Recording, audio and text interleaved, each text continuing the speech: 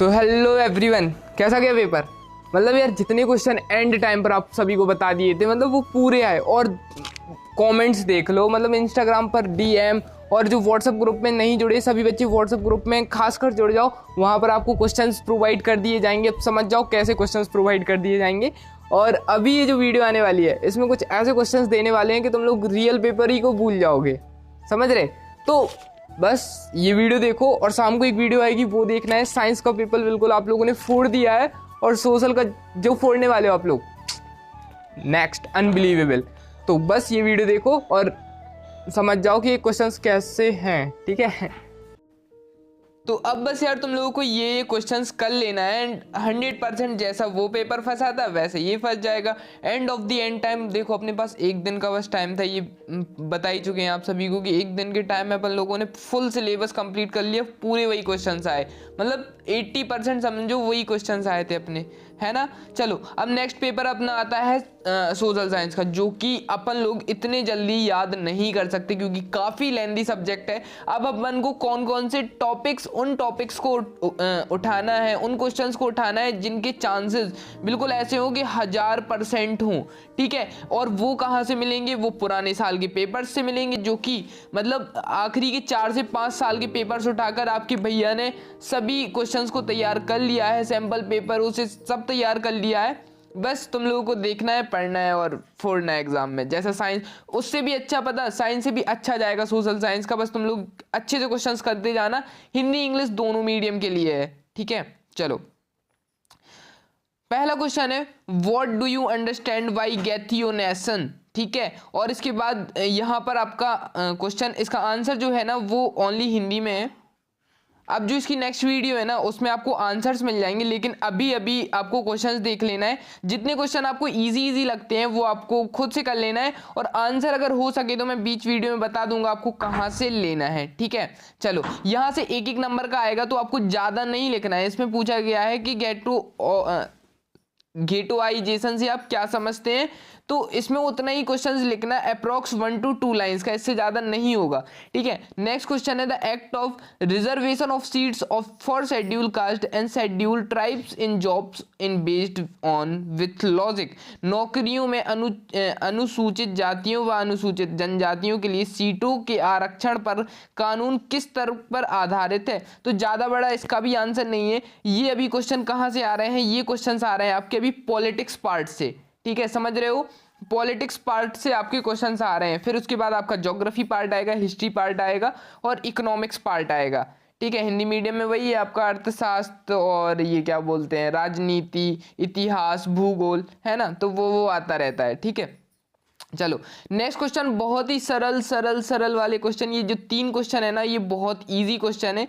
What is the difference between public sector and joint industry, मतलब कि आपका सार्वजनिक क्षेत्र और संयुक्त क्षेत्र, मतलब public sector and joint sector industry, इन दोनों में अपन को डिफरेंस लिखना है। हालांकि 2-2 पॉइंट लिख देना हो जाएगा। और गाइज सोशल के पेपर में या सामाजिक विज्ञान के पेपर में स्पीड बना के रखना है, मतलब अपन को स्पीड लेकर रखना है कि ऐसा नहीं कि शुरू में अपन लोग बहुत स्लो स्लो लिख रहे और लास्ट में अच्छा बिल्कुल ऐसे रफ्तार पकड़ ली ट्रेन की स्पीड से। तो ऐसा नहीं करना है, क्योंकि यार मतलब उस टाइम पर देखो अपन लोग कुछ भी लिख लो, क्योंकि स्टार्टिंग के जो पेज के इंप्रेशन है वो अगर अपन ने टीचर के पकड़ लिए तो बस काम बन गया, फिर और दिक्कत नहीं रहती। लेकिन स्टार्टिंग का अपन को पकड़ना पड़ेगा, ठीक है।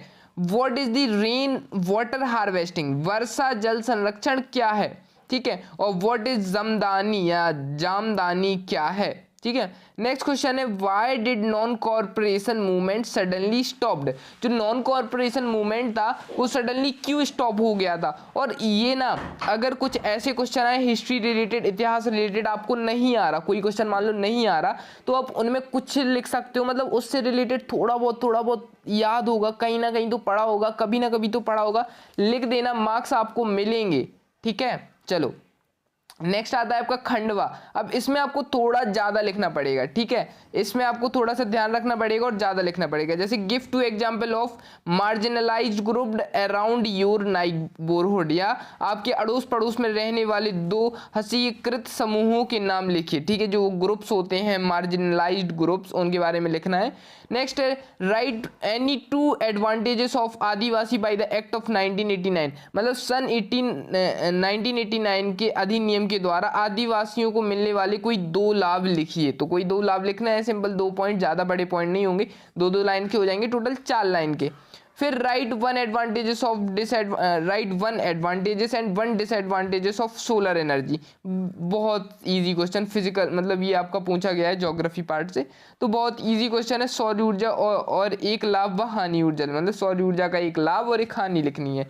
नेक्स्ट है why do we use the underground water, हम भूमिगत जल का उपयोग किस प्रकार कर सकते हैं यार, मतलब ये तो इजी क्वेश्चन है, ये तो आप बना के भी लिख सकते हो, ठीक है। चलो नेक्स्ट क्वेश्चन है write any 2 similarities between the thoughts of Mahatma Gandhi और रविन्द्रनाथ टैगोर ऑन एजुकेशन, मतलब कि महात्मा गांधी और रविन्द्रनाथ टैगोर के विचारों की 2 समानताएं लिखी कि इन मतलब उन महात्मा गांधी हो गए और रविन्द्रनाथ टैगोर हो गए, इनके बीच की मतलब इनके विचारों की कोई 2 समानताएं लिखो, कि इन दोनों के विचार, ऐसे कोई विचार लिखो जो समान हो, कोई 2, ठीक है। नेक्स्ट है write any 3 public facilities you need to priorities after arrival in a city, किसी शहर में पहुंचने पर सबसे जरूरत वाली किन्हीं 3 जन सुविधाओं के बारे में लिखिए, ठीक है। चलो, और जो इंग्लिश मीडियम वाले बच्चे हैं ना गाइज, आप लोग हिंदी में क्वेश्चन पढ़ लिया करो, ठीक है, क्योंकि हिंदी इंग्लिश दोनों में आना है क्वेश्चन, तो हिंदी में पढ़ लिया करो, आपको आइडिया हो जाएगा कि हमें इसमें लिखना क्या है, ठीक है। Write any 3 laws of environmental protection, पर्यावरणीय संरक्षण के लिए आवश्यक किन्हीं 3 कानूनों के बारे में लिखिए, इजी है, ठीक है। Write any 3 between the legislative assembly and parliament, बहुत इजी, पॉलिटिक्स का क्वेश्चन है, विधानसभा व संसद में कोई 3 अंतर लिखिए। नेक्स्ट है write any 3 factor responsible for a location of an industry, किसी उद्योग की स्थापना के लिए आवश्यक किन्हीं 3 कारकों के बारे में बताइए।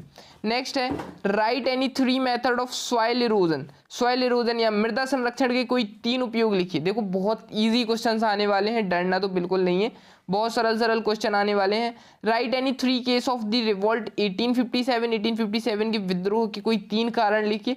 फिर उसके बाद आता है अपना लास्ट पार्ट यानी कि डी पार्ट, मतलब इसमें थोड़ा सा ज़्यादा लिखना है, मतलब 1-1, 1.5 पेज के आंसर्स लिखने हैं।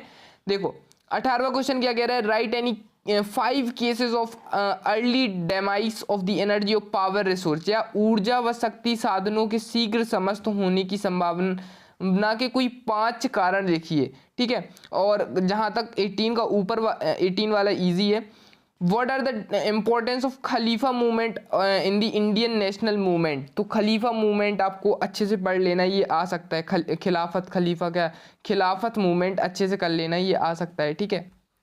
नेक्स्ट है why did Gandhi decide to break the salt law, explain, मतलब जो गांधी जी ने नमक कानून को तोड़ने का निर्णय क्यों लिया, संक्षेप में वर्णन कीजिए, ठीक है, इजी क्वेश्चन है। उसके बाद आ जाता है खंड ई, यानी कि आपको इसमें क्या करना है, आइडेंटिफाई करना है, मतलब ये 3 पॉइंट दिए गए, identify the level and the major iron production areas in given of the world, दिए गए भारत रेखा चित्र, मतलब इसमें अपन को ये लेबलिंग करनी है, ये आपको मैप दिया रखा होगा यहाँ पर, देखो ये मैप है, इसकी लेबलिंग करनी है, ठीक है, ये क्वेश्चंस हैं, ठीक है, ये 21st क्वेश्चन है एंड ये 22nd क्वेश्चन है, इसके हिसाब से अपन को लेबलिंग करनी है।